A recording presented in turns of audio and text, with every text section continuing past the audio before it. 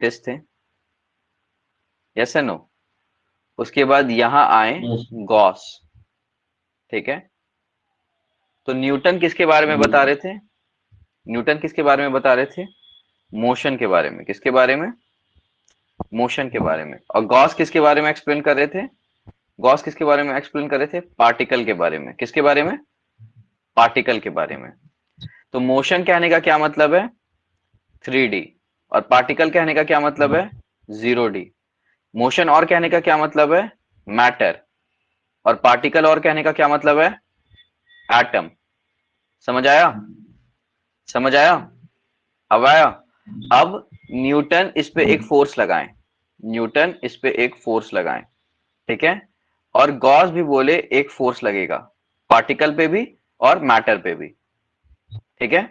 समझ आया? ठीक है।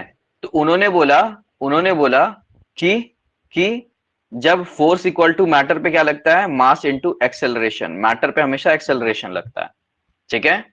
और इसको इक्वल बोल दिया चार्ज इनटू इलेक्ट्रिक फील्ड के, ठीक है।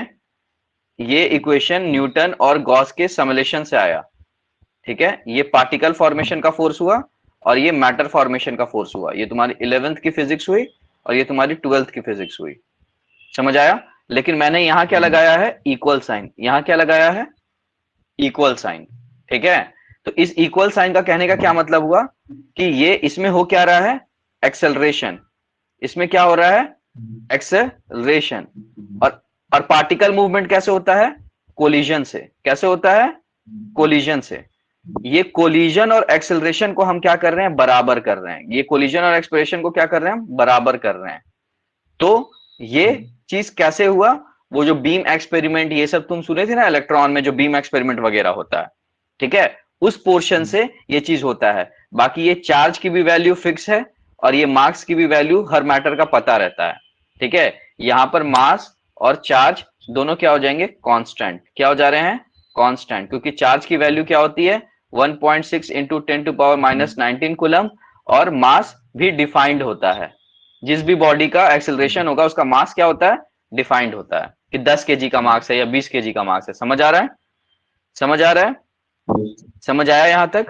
अब देखो, जब अगर ये इक्वेशन अगर वो बताए, न्यूटन और गॉस ने सोचा ये चीज दोनों को इक्वल करने का, एक्सेलरेशन और कोलिजन, तो ये किस फॉर्म में किया है? इस किस फॉर्म में किया है? नॉन एक्सेलरेटेड फॉर्म में। जब भी कोई मैटर पार्टिकल का बिहेवियर कैसे लेगा? जब वो नॉन एक्सेलरेटेड होगा। क्या होगा? नॉन एक्सेलरेटेड होगा। मतलब वो वहां एक्सेलरेशन नहीं हो रहा है, तो वहां क्या होना है? वहां क्या हो रहा है? कोलिजन। समझ आया? वहां क्या हो रहा है? कोलिजन। तब F इक्वल टू जो ma का फोर्स है उसको पार्टिकल के फोर्स के बराबर बोल सकते हैं। यहां तक समझ आया? यहां तक समझ आया? यहां तक समझ आया? अब देखो, जब ये इक्वेशन हुआ, तो सपोज करो कि तुम एक छत पे चले जाओ, अपने घर के टेरेस पे चले जाओ, ठीक है। और टेरेस पे दो चीज हाथ में लो। एक तुम हाथ में लो पत्थर, ठीक है, या बॉल ले लो, ठीक है। दूसरा तुम हाथ में ले लो एक प्लास्टिक, ठीक है। अब ये बताओ धनंजय, किसका वेट कम होगा? वेट किसका कम होगा?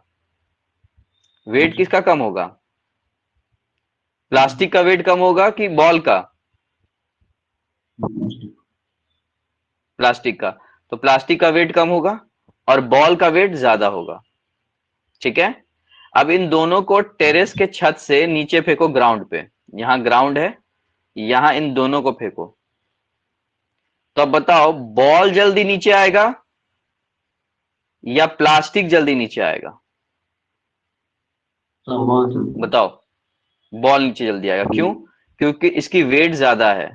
वेट ज्यादा होने की वजह से क्या हुआ? इस पे जो फोर्स लगा वो m इंटू ए लगा। मतलब ए इस बार क्या हो जाएगा? ग्रेविटी। m इंटू जी लगा, क्योंकि डाउन है, टेरेस से फेंक रहे हो। तो एक्सेलरेशन क्या हो जाएगा? Acceleration due to gravity. समझ आया? लेकिन यहां जो फोर्स लग रहा है, यहां जो फोर्स लग रहा है, इसका भी कुछ नेग्लेजिबल मास हुआ। इसका मास क्या है? ज्यादा नहीं है, क्या है? कम है। इसका मास क्या है? कम है। इसका मास क्या है? कम है, ठीक है। और इसमें, एक मिनट रुको बेटा, क्या हो गया? और इसमें जो एक्सेलरेशन लग रहा है वो क्या हो गया? एक अप्रोक्सीमेटली लगभग 0 के बराबर हो रहा है। रीजन है क्योंकि यहां पर एक फोर्स नहीं लग रहा है, मास हल्का होने की वजह से, मास वेट कम होने की वजह से यहां बस ग्रेविटी नहीं लग रहा है, एयर रेजिस्टेंस फोर्स भी काम करने लगा, ठीक है, और यहां ग्रेविटी भी लगने लगा। तो जिसकी वजह से क्या हुआ, जब भी मास हल्का हुआ, मास हल्का हुआ तो वहां क्या हो गया, मल्टीपल फोर्सेस लगने लगे। वहां क्या हो गया, वहां क्या हो गया, जब भी किसी चीज का मास कम होगा तो मल्टीपल फोर्सेस लगने लगेगा, और जब मास बड़ा होगा, जब मास ज्यादा होगा, तो यहाँ यहाँ वेट की जगह बेटा मास लिख लो, क्योंकि वेट एक अलग चीज होती है, ठीक है, बॉल का वेट है, बॉल का मास बोल रहे हैं हम। बॉल का मास ज्यादा होगा और बॉल का, प्लास्टिक का मास कम होगा। क्लियर है, क्लियर है, क्लियर है। तो यहां मास ज्यादा है, ठीक है। तो जब भी मास कम होगा तो हम क्या गौर कर रहे हैं, मास जब भी किसी बॉडी का, ये प्लास्टिक का मास कम था, बॉल का मास ज्यादा था, तो जब भी मास कम होगा तो acceleration nearly towards zero tend करने लगता है, ठीक है। क्यों, क्योंकि मल्टीपल फोर्सेस एक्ट करने लगे एक्सेलरेशन पे, ठीक है। इसके इसके मास कम होने की वजह से जो एक्सेलरेशन है उस पर मल्टीपल फोर्सेस हो गया। अब बस ग्रेविटी वर्क नहीं कर रहा है यहां जैसा जी, एयर रेजिस्टेंस भी है। क्लियर है, क्लियर है। तो यही रीजन के वजह से, अब आप ध्यान से सुनते जाओ, यही रीजन के वजह से जो कोलिजन होता है, क्योंकि कोलिजन पार्टिकल में हो रहा है, तो चार्ज में अंदर क्या होता है, चार्ज के अंदर क्या होता है, इलेक्ट्रॉन और प्रोटॉन। चार्ज के अंदर क्या होता है, इलेक्ट्रॉन और प्रोटॉन, ठीक है। अब इलेक्ट्रॉन का जो मास होता है वो बहुत कम होता है, इलेक्ट्रॉन का जो मास है वो प्रोटॉन के मास से बहुत ज्यादा कम होता है। यस एंड नो, ठीक है, क्योंकि प्रोटॉन एटॉमिक नंबर होता है, ठीक है। तो इलेक्ट्रॉन का जो मास है वो प्रोटॉन के मास से बहुत ज्यादा कम होगा। इसी की वजह से जब भी एनर्जी लगेगी तो इलेक्ट्रॉन ही घूमता है हर जगह। मान लो कि जो हल्का मास है उसमें एनर्जी लगेगी तो वही आगे जाएगा ना, इसलिए तुमको आउटर मोस्ट शेल हो या वैलेंस शेल हो या कहीं भी इलेक्ट्रॉन का मूवमेंट दिखता है। समझ आया, क्योंकि इलेक्ट्रॉन हल्का है प्रोटॉन से, तो एनर्जी लगेगी तो हल्का वाला चीज आगे जाएगा। क्लियर है, समझ आया यहां तक। अब देखो, ये नॉन एक्सिलरेटेड और जो ये कोलिजन है, कोलिजन है, इसको अब तुम इस फोर्स को क्या लिख सकते हो, इस फोर्स को मास अब किस चीज में चेंज कर जाएगा, कोलिजन की वजह से, क्योंकि चार्ज का मतलब क्या हुआ, चार्ज का मतलब क्या हुआ, बहुत हल्का। एटम का जो मास होगा वो क्या होगा, बहुत हल्का। एटम का जो मास होगा वो क्या होगा, बहुत हल्का, मैटर के कंपेरेटिवली। मान लो एक एटम है और एक मैटर है, उसके कंपेरेटिवली इसका मास क्या होगा, बहुत हल्का। एटम का मास बहुत हल्का हो जाएगा ना, क्योंकि एटम 0 डायमेंशन है और मैटर 3 डायमेंशन है। समझ आया, समझ आया। तो यहां जो मास हम इस फोर्स में लिख रहे थे वो क्या हो जाएगा, इफेक्टिव मास। क्या हो जाएगा बेटा, इफेक्टिव मास। अब बस मास नॉर्मल मास नहीं रहा, वो क्या हो गया, इफेक्टिव मास। क्योंकि इफेक्टिव मास क्यों हुआ, क्योंकि जब हल्का होता है कोई भी चीज तो मल्टीपल फोर्सेस लगने लगते हैं, वहां एक टाइप का ग्रेविटी फोर्स नहीं लग रहा है, बस मल्टीपल फोर्सेस लगने लगा। समझ आया, समझ आया, ठीक है। अब ये एक्सेलरेशन बेटा, एक्सेलरेशन क्या चीज में चेंज हो गया, नॉन एक्सेलरेटेड फॉर्म में। एक्सेलरेशन इसका किस चीज में हो गया, नॉन एक्सेलरेटेड फॉर्म में, इसीलिए इसको बोलते हैं VD by tau, VD by tau. तो ये क्या होता है, ड्रिफ्ट वेलोसिटी। ये क्या होता है, ड्रिफ्ट वेलोसिटी। क्योंकि एक्सेलरेशन को हम लिख सकते हैं ना वेलोसिटी बाय टाइम, एक्सेलरेशन को हम लिख सकते हैं ना वेलोसिटी बाय टाइम, लेकिन ये पार्टिकल फॉर्मेशन में क्या हो जाता है, ड्रिफ्ट वेलोसिटी। ड्रिफ्ट वेलोसिटी किसकी वजह से होता है, कोलिजन की वजह से। किसकी वजह से होता है, कोलिजन की वजह से, एक के दूसरे एक में टकराएंगे एटम, उसकी वजह से। पहले ये एक्सेलरेशन क्या था, वेलोसिटी बाय टाइम, तो वो मोशन में था। लेकिन पार्टिकल में, पार्टिकल कहने का मतलब है नॉन एक्सेलरेटेड फॉर्म, ठीक है, उसमें क्या हो रहा है, ड्रिफ्ट वेलोसिटी, कोलिजन पे चेंज कर जा रहा है। और ये क्या हो गया बेटा, ये क्या हो गया, दो दो एटम को टकराने का जो टाइम है उसको बोलते हैं, तो इसको बोलते हैं मीन टाइम कोलिजन। क्या बोलते हैं इसको, मीन टाइम बिटवीन कोलिजन। समझ आया, समझ आया बेटा, समझ आया, समझ आया। और ये किसके बराबर हो जाएगा, charge into electric field, charge into electric field. Clear है बेटा, क्लियर है, क्लियर है। तो ये क्या हो गया, अब तुम क्या बोल सकते हो उसमें कि force into, force in, sorry एक मिनट रुको, इनटू लिख दिया मैंने, force equal to mass, effective mass into drift velocity equal to by tau, mean time collision equal to Q into E. ये इक्वेशन लिख सकते हो कि नहीं लिख सकते हो, लिख सकते हो कि नहीं, बेटा बताओ, लिख सकते हो कि नहीं? हाँ ठीक है। अब देखो, ये जो, अब इसको इसको हटा दो, अब इन दोनों को इक्वेट कर किए हुए हो, तो यहां से ड्रिफ्ट वेलोसिटी क्या हो जाएगा? देखो, ड्रिफ्ट वेलोसिटी हो जाएगा Q into tau by M into effective mass, यही हो जाएगा, ये हो जाएगा, इंटू इलेक्ट्रिक फील्ड। ठीक है, इलेक्ट्रिक फील्ड एक वेक्टर क्वांटिटी होता है, ठीक है, ड्रिफ्ट वेलोसिटी भी एक वेक्टर क्वांटिटी है, ठीक है। तो बेटा ये क्या हो जाएगा, एक टाइप में तुमको सब ये कांस्टेंट दिख रहा होगा। देखो इफेक्टिव मास भी तुमको क्वेश्चन में दिया रहेगा, मास तो तुमको क्वेश्चन में दिया रहेगा ना, मास, इफेक्टिव मास तुमको क्वेश्चन में दिया रहेगा, ठीक है, ये तुमको कोई वैल्यू दिया रहेगा, ठीक है। इवन रिलैक्सेशन, जो ये मीन टाइम कोलिजन होता है टाउ, जो टाइम है, वो भी तुमको वैल्यू दिया रहेगा, ठीक है। इवन चार्ज का भी वैल्यू तुमको पता है क्या होता है, 1.6 इंटू 10 टू पावर, चार्ज का भी वैल्यू तुमको पता है 1.6 इंटू 10 टू पावर -19 कूलम, ठीक है, ये भी तुमको दिया रहेगा। तो ये देखो तीनों वैल्यू दिया हुआ है, तो ये कांस्टेंट हो गया कि नहीं, ये कांस्टेंट हो गया कि नहीं, तीनों वैल्यू दिया हुआ है, तो ये कांस्टेंट हुआ कि नहीं? टेल मी धनंजय, ये एक तुम क्या लिख सकते हो, ये कांस्टेंट हुआ जिसको बोलते हैं म्यू, जिसको क्या बोलते हैं? म्यू। तो ये वीडी इंटू ई हो जाता है, ये जो वैल्यू है, ये जो वैल्यू है ये हो जाता है मोबिलिटी, क्या बोलते हैं इसको, क्या बोलते हैं? मोबिलिटी। समझ में आया? तो मोबिलिटी क्या होता है बेटा, मोबिलिटी क्या हो गया, Q into tau by M E F. समझ में आया? ये कैसे आया, ये कैसे आया, जब VD इज डायरेक्टली प्रोपोर्शनल, क्या तुमको डायरेक्टली प्रोपोर्शनल दिख रहा है ना इलेक्ट्रिक फील्ड के, ड्रिफ्ट वेलोसिटी इलेक्ट्रिक फील्ड के क्या है, डायरेक्टली प्रोपोर्शनल दिख रहा है इस इक्वेशन से। तो इस प्रोपोर्शनैलिटी साइन को हटा के हम लोग क्या लिखते हैं, Q into tau by M E double F, ठीक है, इंटू ई, ठीक है, इसको हटा के ये लिखते हैं, जिसको बराबर किसके बोलते हैं, म्यू इंटू ई। क्लियर है? क्लियर है? क्लियर है?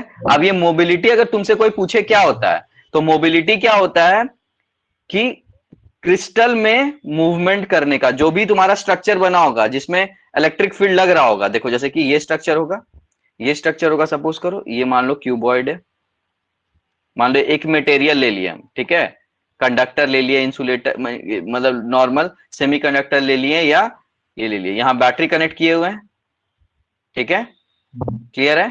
तो इसी में ये वोल्टेज लग रहा है, वोल्टेज लग रहा है, तो वोल्टेज यहाँ प्लस से माइनस का डायरेक्शन होता है, तो यहाँ करंट का फ्लो होता है, यस या नो। तो यहां पर जो डायरेक्शन आया, यहां पर जो डायरेक्शन आया वो ऐसे होता है, ऐसे हुआ, क्लियर है, ठीक है। तो इसी में, और ये फिर कंप्लीट होके ऐसे आता है, तो सर्किट कंप्लीट होता है। समझ आ रहा है? समझ आ रहा है? तो इसी में, तो ये वोल्टेज है, अंदर इसके क्या हुआ, अंदर इस कंडक्टर के अंदर क्या हुआ, ड्रिफ्ट वेलोसिटी बन रहा है, इलेक्ट्रिक फील्ड बन रहा है, ठीक है, समझ आया? अब इलेक्ट्रिक फील्ड क्या होता है, ये लेंथ है मान लो कंडक्टर का, तो एक और चीज बोल सकते हैं, इलेक्ट्रिक फील्ड जो होता है वो वोल्टेज पर यूनिट लेंथ भी होता है। इलेक्ट्रिक फील्ड क्या होता है, ये जो वोल्टेज अप्लाई हो रहा है, अप्लाई हो रहा है 10 वोल्ट 20 वोल्ट, उसका जो भी लेंथ है कंडक्टर का, जितना वोल्टेज दे रहे हैं उस कंडक्टर के लेंथ के बराबर भी इलेक्ट्रिक फील्ड को बोलते हैं। Yes and no, yes and no, ठीक है। एक और इलेक्ट्रिक फील्ड का है, तो देखो अब यहां से ये समझ में आया। तो मोबिलिटी क्या होता है, मोबिलिटी होता है जो इसमें, मोबिलिटी होता है क्रिस्टल जो जो भी कंडक्टर है उसमें कैसा मूवमेंट हो रहा है, ठीक है, कंडक्टर के अंदर कैसा मूवमेंट हो रहा है उसको बोलते हैं मोबिलिटी। कंडक्टर के अंदर कैसा मूवमेंट हो रहा है, अगर कोई मोबिलिटी फॉर्मूला नहीं पूछ रहा है तुमसे, पूछ रहा है मोबिलिटी को डिफाइन करो, तो तुम क्या बोलोगे, कंडक्टर के अंदर जैसा मूवमेंट हो रहा है। जैसे कि मान लो तुम अगर कभी न्यू दिल्ली गए होगे, तो चांदनी चौक में, चांदनी चौक में तुम खड़े हो तो बहुत आराम से चलोगे, कोलाइड कोलाइड करके चलोगे ना, एक दूसरे से धक्का धक्का खा खा के चलोगे ना। वही तुम मान लो कि कहीं बहुत शांत जगह हो तो वहां भीड़ कम है, तो मोबिलिटी हाई होने का क्या मतलब है कि वहां भीड़ बहुत ज्यादा है। और पार्टिकल के नेचर में क्या बोलेंगे कि पार्टिकल के नेचर में, पार्टिकल मतलब इलेक्ट्रॉन का डेंसिटी बहुत ज्यादा है, तो मतलब मोबिलिटी बहुत हाई है। इसलिए ये फैक्टर किस पे डिपेंड करता है, charge into relaxation time by effective mass. समझ आया? समझ आया? समझ आया? टेल मी, समझ आया बेटा? ठीक है। तो और इस, हाँ, और इस, अब देखो, और इस अब ये वीडी क्या हो गया, ड्रिफ्ट वेलोसिटी किसके बराबर हो गया, ड्रिफ्ट वेलोसिटी किसके बराबर हो गया बेटा, ये ड्रिफ्ट वेलोसिटी किसके बराबर हो गया, मोबिलिटी इनटू इलेक्ट्रिक फील्ड, पीछे से हम देख लिए, क्लियर है, क्लियर है, ठीक है। अब देखो ये इलेक्ट्रिक फील्ड को भी क्या लिख सकते हैं, इलेक्ट्रिक फील्ड को भी और क्या लिख सकते हैं, वोल्टेज पर यूनिट लेंथ, क्या लिख सकते हैं, वोल्टेज पर यूनिट एंड। अगर बेटा मैं तुम्हें, हाँ, वोल्टेज को मैं बताऊंगा तुम्हें, ठीक है, तो इसको और क्या लिख सकते हैं फिर, VD is equal to mu into voltage पर यूनिट लेंथ, लिख सकते हैं कि नहीं, लिख सकते हैं कि नहीं, लिख सकते हैं कि नहीं, बताओ, ठीक है, क्योंकि इस इलेक्ट्रिक फील्ड को बता, वोल्टेज में से वोल्टेज स्केलर क्वांटिटी होता है, तो ये हटा दो, ठीक है, समझ आया, इस इलेक्ट्रिक फील्ड को ये लिख सकते हैं, क्योंकि देखो, ठीक है, समझ आ गया यहां तक, समझ आ गया यहां तक, ठीक है। अब देखो, अब देखो, तुम एक नेचर जानते हो कि अगर यहां हम वोल्टेज अप्लाई करेंगे इस कंडक्टर में तो करंट फ्लो करेगा, तो करंट का डेफिनेशन क्या होता है, करंट का डेफिनेशन क्या होता है, करंट का डेफिनेशन क्या होता है, फ्लो ऑफ इलेक्ट्रॉन बोलते हैं, या flow of electron per unit time, per unit time, ये करंट का डेफिनेशन होता है, flow of electron per unit time, तो इसको क्या बोलते हैं, फ्लो ऑफ चार्ज बोल देते हैं, Q by T, yes and no, Q by T. अब ये क्या बोलते हैं कि चार्ज इज क्वांटाइज्ड, हम लोग पढ़ते हैं, चार्ज इज क्वांटाइज्ड, पढ़ते हैं कि नहीं, चार्ज इज क्वांटाइज्ड, तो क्वांटाइज कहने का मतलब क्या है कि इंटीग्रल मल्टीपल में लिख सकते हैं, चार्ज को भी किस चीज में लिख सकते हैं, इंटीग्रल मल्टीपल, तो ये क्या हो गया बेटा, I is equal to N, capital N, capital N, capital N में लिखते हैं, यूजुअली तुम लोग के टेक्स्ट बुक में गलत लिखा हुआ है, कैपिटल एन स्मॉल ई मतलब electron into number of electrons, ठीक है, ये क्या है, नंबर ऑफ कितना होगा, और ये क्या है, इलेक्ट्रॉन्स, ठीक है, बाय टाइम, तो अब आई क्या हो गया बेटा, capital N E by T, समझ आया, समझ आया, समझ आया, टेल मी,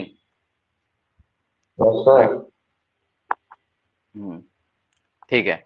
अब देखो इस टाइम को तुम क्या बोल सकते हो, ये सर्किट देखो, इस टाइम को तुम क्या बोल सकते हो, टाइम क्या होता है, टाइम होता है क्या, देखो डिस्टेंस क्या होता है, डिस्टेंस क्या होता है, velocity into time, speed into time, तो ये टाइम को क्या लिख सकते हैं, टाइम को क्या लिख सकते हैं, distance by speed, distance by speed लिख सकते हैं ना, लिख सकते हैं कि नहीं, ये क्वांटिटी हमको पता है ना कि डिस्टेंस इज इक्वल टू क्या होता है, डिस्टेंस इज इक्वल टू क्या होता है, स्पीड इनटू टाइम, तो टाइम इज इक्वल टू क्या हो जाएगा, डिस्टेंस बाय स्पीड, ठीक है, और यहां पर इस कंडक्टर में डिस्टेंस क्या है, एल लेंथ, डिस्टेंस क्या है, इस कंडक्टर का लेंथ ही है ना डिस्टेंस, ठीक है, समझ आया, और स्पीड क्या है, स्पीड क्या है, ड्रिफ्ट वेलोसिटी, स्पीड क्या है, ड्रिफ्ट वेलोसिटी, ये जो कोलिजन हो रहा है यही ना स्पीड है, ड्रिफ्ट वेलोसिटी, तो अब इस इक्वेशन में हम क्या लिख सकते हैं बेटा, I is equal to N E by L into V D, लिख सकते हैं कि नहीं लिख सकते हैं, लिख सकते हैं कि नहीं लिख सकते हैं बेटा, ये टाइम की जगह मैंने ये लिख दिया, क्लियर है, तो अब I क्या हो जाएगा, अब I क्या हो जाएगा, एन ई, ठीक है, into V D by L, clear है, क्लियर है बेटा, क्लियर है। अब आपको बस क्या करना है, इस इक्वेशन को, इस इक्वेशन को, ये इक्वेशन जो 2D में है, 2D में है, इसको 3D बनाना है, इसको 3D बनाना है, क्योंकि क्या बनाना है, 3D बनाना है, तो क्या करेंगे, नीचे ऊपर एरिया से मल्टीप्लाई कर देंगे, ठीक है, न्यूमरेटर और डिनोमिनेटर में एरिया बाय एरिया कर देंगे, ठीक है, एरिया बाय एरिया 1 होता है तो असर कुछ पड़ेगा नहीं, समझ रहे हो, लेकिन इक्वेशन में बहुत असर पड़ जाएगा, ठीक है। अब ये हो गया capital N small E by नीचे क्या था, नीचे क्या था, एल, और ऊपर क्या था, into V D multiplied by area by area, ठीक है, एरिया बाय एरिया, तो ये 1 वैल्यू हुआ तो इसलिए कोई असर नहीं पड़ेगा, ठीक है, लेकिन अब देखो क्या होगा, ये क्योंकि हम 2D से 3D इसलिए लिखे क्योंकि एरिया को लेंथ से मल्टीप्लाई करोगे तो वो क्या बन जाएगा, एरिया को लेंथ से मल्टीप्लाई कर जाओगे तो क्या क्या बन जाएगा, वॉल्यूम, क्या बन जाएगा, क्या बन जाएगा, वॉल्यूम, ठीक है, और इंटू वी डी इंटू ए, ये हो गया, ये हो गया, समझ आया, आया बेटा समझ में? ठीक है, अब देखो ये जो n by A N by V है, ये n बाई वी ये होता है बेटा स्मॉल n, ये होता है स्मॉल n, जो n बाई वी को क्या बोलते हैं, स्मॉल n। अब ये n by sorry capital n, ये capital n by small V, sorry capital n number of charge by by volume, ये क्या होता है, स्मॉल n, क्या होता है, स्मॉल n। और ये स्मॉल n होता है, स्मॉल n होता है नंबर ऑफ कैरियर्स, जो भी चार्ज कैरियर्स है, number of carriers per unit volume, क्या है, पर यूनिट वॉल्यूम में जितना चार्ज कैरियर्स घूम रहा है उसको बोलते हैं स्मॉल m, स्मॉल n, क्या बोलते हैं, स्मॉल n। तो ये n बाई वी के जगह आप क्या लिख लेंगे बेटा, small n into E V D into A. Clear है, क्लियर है यहां तक, यहां तक क्लियर है? ठीक है, तो अब ये क्या हो जाएगा, I by A, I by A equal to N I by A into N into E into V D. ठीक है, क्लियर है, क्लियर है? अब ये आई बाई ए को क्या लिख सकते हैं, ये करंट बाई एरिया है, तो ये क्या हो जाता है, करंट बाई एरिया क्या होता है, करंट डेंसिटी, क्या हो जाता है, करंट डेंसिटी, जो कि जे साइन से डिनोट होता है, किससे डिनोट होता है, जे से। तो आई बाई ए क्या हो जाएगा, J equal to N into E into V D. Clear है, क्लियर है, क्लियर है? ये भी एक फॉर्मूला बनता है जिसे तुमको क्वेश्चंस पूछे जाएंगे। ठीक है, करंट दे देगा, number of carriers per unit volume दे देगा, इलेक्ट्रॉन का चार्ज दे देगा, ड्रिफ्ट वेलोसिटी पूछ लिया। समझ आया, समझ आया? अब इस इक्वेशन को और तोड़ सकते हो, और तोड़ सकते हो। ठीक है, अब देखो ये दोनों को मल्टीप्लाई करके बोलते हैं, ये दोनों को मल्टीप्लाई करके बोलते हैं रो वी, क्या बोलते हैं, रो वी। रो वी होता है बल्क चार्ज डेंसिटी, इसको क्या बोलते हैं, bulk charge, bulk charge density या वॉल्यूम डेंसिटी, और वॉल्यूम चार्ज डेंसिटी दोनों का मतलब एक ही होता है, वॉल्यूम चार्ज डेंसिटी। समझ आया, समझ आया? ठीक है, तो एक मिनट, तो ये J इक्वल टू क्या हो जाएगा बेटा, एन को क्या लिख देंगे, रो वी इंटू वी डी। ठीक है, ठीक है। अब ये वीडी को हम जानते थे, क्या लिख सकते हैं, वीडी को हम जानते थे और क्या लिख सकते हैं, rho V into mu into E. Clear है? अब ये रो वी इंटू म्यू क्या हो जाएगा, सिग्मा, क्या हो जाएगा, सिग्मा। अगर आज तक तुमको इसका मतलब होता है कंडक्टिविटी, सिग्मा का मतलब क्या होता है, कंडक्टिविटी। यूजुअली तुम लोग को लोग आजकल डिफाइन करके कंडक्टिविटी का मतलब क्या बताता था कि उल्टा ऑफ रेजिस्टिविटी, लेकिन कंडक्टिविटी का मतलब ये नहीं होता है। कंडक्टिविटी का मतलब होता है रोवी इंटू मोबिलिटी, कंडक्टी का मतलब ये होता है। ठीक है, कंडक्टिविटी का एक फॉर्मूला है जिसको हम लोग बोलते हैं volume charge density multiplied by mobility, multiplied by mobility. और मोबिलिटी भी हमें पता है क्या होता है, मोबिलिटी भी हमें पता है क्या होता है, मोबिलिटी क्या होता है, देखो मोबिलिटी ये होता है, ठीक है, charge into tau by MEF, charge, एक मिनट, इसको क्या लिख सकते हो, इसको क्या लिख सकते हो, मोबिलिटी को charge Q into tau by MEF, Q into tau by MEF. समझ आया? तो ये एक्चुअली डेफिनेशन होता है कंडक्टिविटी का। कंडक्टिविटी का मतलब ये नहीं होता है 1 बाय रेजिस्टिविटी, और इसका वो तो इसका फॉर्मूला हुआ, ठीक है, वो तो इसका फॉर्मूला हुआ कि कंडक्टिविटी को हम रेसिप्रोकल ऑफ रेजिस्टिविटी बोल सकते हैं, और इसका ऐसा यूनिट बोल देते हैं सीमेंस। जो एसआई यूनिट होता है उसको, वो यूनिट को बोलते हैं सीमेंस, लेकिन वो डेफिनेशन नहीं हुआ। डेफिनेशन एक्चुअली में ये होता है, conductivity is volume charge density into mobility, volume charge density into mobility, और मोबिलिटी ये होता है। समझ आया? समझ आया? एबिलिटी टू मूव बोलते हैं, ability to move in a crystal को मोबिलिटी बोलते हैं, ability to move in a crystal को मोबिलिटी बोलते हैं। समझ आया? तो ये इक्वेशन अब क्या हो जाएगा, J equal to sigma E। समझ आया? समझ आया? तो इसको बोलते हैं zero zero zero D form, point या पॉइंट फॉर्म या वेक्टर फॉर्म। समझ में आया बेटा? समझ आया? इसको जीरो डायमेंशन फॉर्म या वेक्टर फॉर्म या पॉइंट फॉर्म, तीनों एक ही नाम है। अब समझ में आया इसका प्रूविंग? प्रूविंग समझ आया? अब देखो यही जे को 3 डायमेंशन में ओम्स ने बताया, इसी को ओम्स ने, बस ओम्स ने कुछ किया ही नहीं है, और 10th क्लास तक हम पढ़ रहे थे वो इलॉजिकल चीज था। ओम्स ने क्या किया, इसी 0 डायमेंशन को 3 डायमेंशन में कंडक्टर में सोच के लिख दिया। ठीक है, कैसे लिखा देखो, ये जे को क्या लिख सकते हैं, ये जे इक्वल टू सिग्मा ई को उसने क्या लिखा देखो, इसको क्या लिख सकते हैं, I by A, current by area लिख सकते हैं कि नहीं इस जे को। ठीक है, और इस सिग्मा को एज इट इज रहने दिया, और इलेक्ट्रिक फील्ड को क्या लिख सकते हैं, इलेक्ट्रिक फील्ड को एक और लिख सकते हैं, वोल्टेज पर यूनिट लेंथ लिख सकते हैं कि नहीं, वोल्टेज पर यूनिट लेंथ लिख सकते हैं कि नहीं, इलेक्ट्रिक फील्ड को लिख सकते हैं ना। तो अब देखो इसने क्या किया, अब इसने देखो क्या किया, इसने क्या किया, आई इज इक्वल टू यहां सबको भेज दिया sigma L, sigma sorry sigma A by L, इसको इधर भेज दिया, इसको इधर भेज दिया, और इसको इधर, कांस्टेंट को एक साथ ले आया, सिग्मा ए बाई एल और इनटू वी। समझ आया? और इस चीज को उसने क्या लिख दिया, इस चीज को क्या लिख दिया, I is equal to 1 by R into we.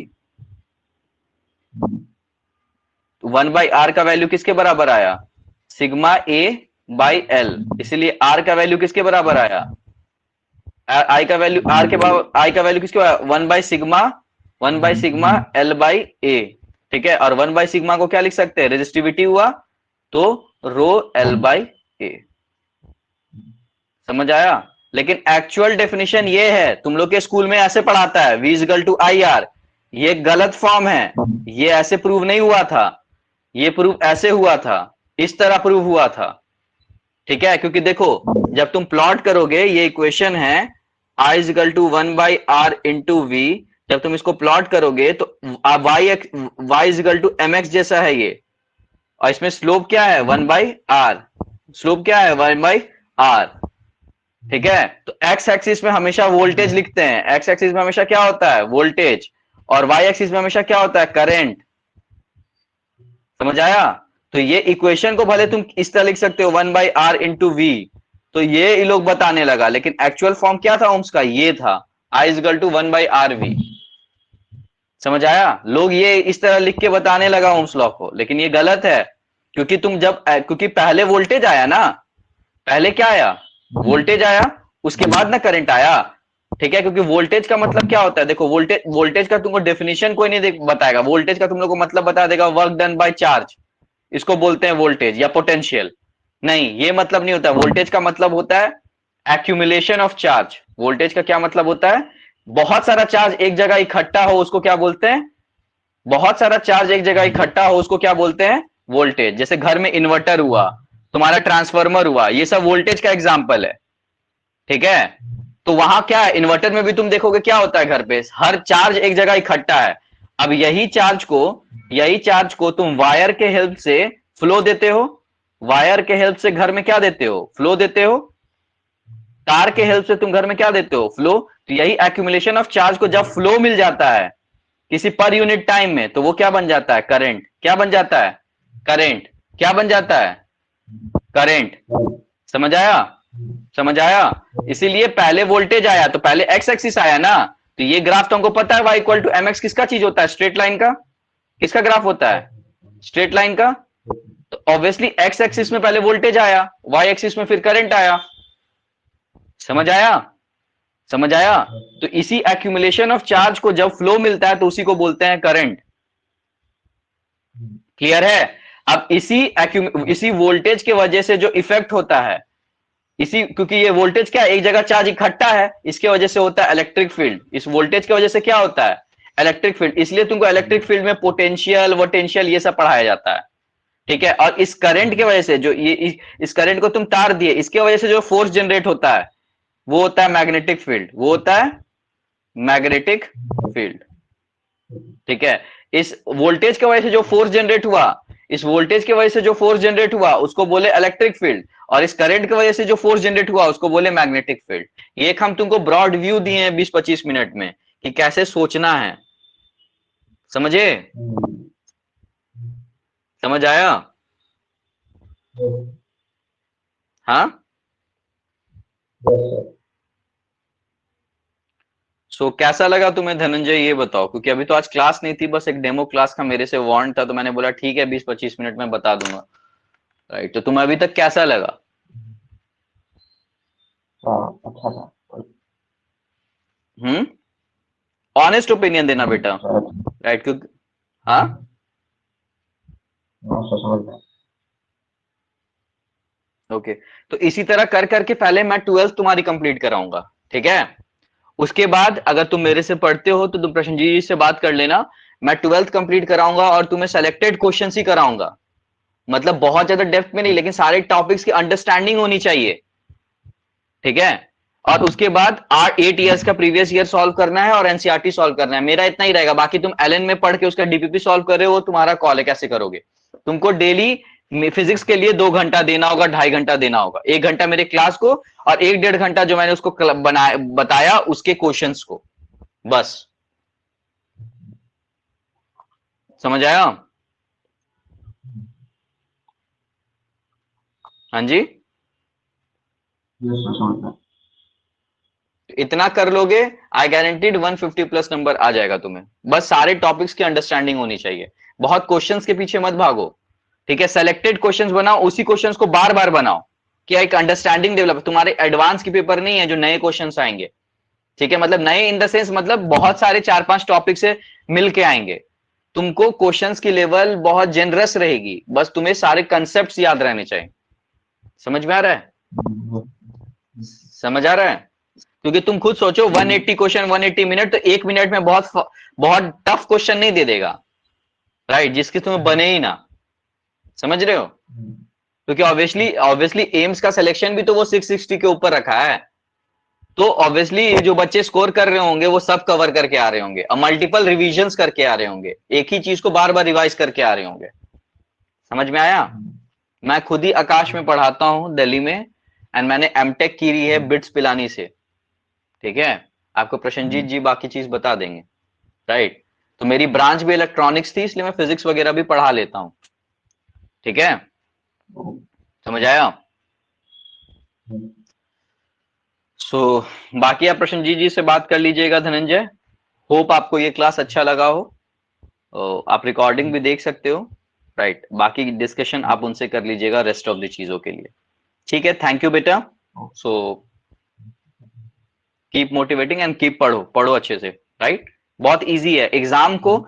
ये मत सोचो कि हमको क्रैक करना है, तुम बस सिलेबस को बहुत अच्छी तरीके से कंप्लीट करो, ऑलरेडी क्रैक हो जाएगा। एग्जाम का प्रेशर मत लो। ठीक है? ओके, थैंक यू, चलो बाय, टेक केयर।